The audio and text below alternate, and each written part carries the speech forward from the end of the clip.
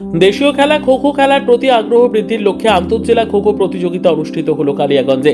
ক্রীড়া ভারতী উত্তরবঙ্গ প্রান্ত ও উত্তর দিনাজপুর জেলার ব্যবস্থাপনায় কালিয়াগঞ্জের পার্বতী সুন্দরী হাই স্কুল ময়দানে এই প্রতিযোগিতা অনুষ্ঠিত হয়।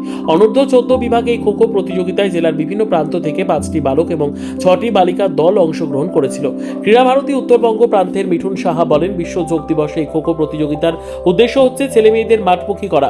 মোবাইল আসক্তির কারণে খেলাধুলোর বদলে গৃহবন্দী হয়ে যাচ্ছে ছেলেমেয়েরা।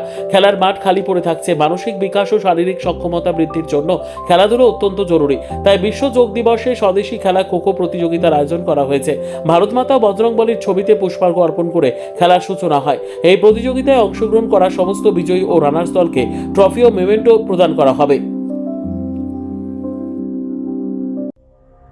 সংবাদটি নিবেদন করছেন স্বস্তিলোক উৎসব ভবন, গঙ্গারামপুর, দক্ষিণ দিনাজপুর। টুর্নামেন্টের আয়োজন করেছি ক্রীড়া ভারতীর তরফ থেকে। আমরা যে মাঠমুখী করার জন্য বাচ্চাদেরকে একটা উদ্যোগ নিয়েছি। আজকে বাচ্চারা অধিকাংশই মোবাইল আসক্ত হয়ে যাচ্ছে এবং খেলাধুলোর মাঠগুলো ফাঁকা থাকছে।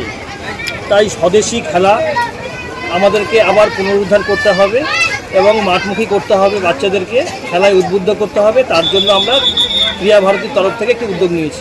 এদের কটি দল এবং কত বয়স পর্যন্ত রয়েছে এখানে?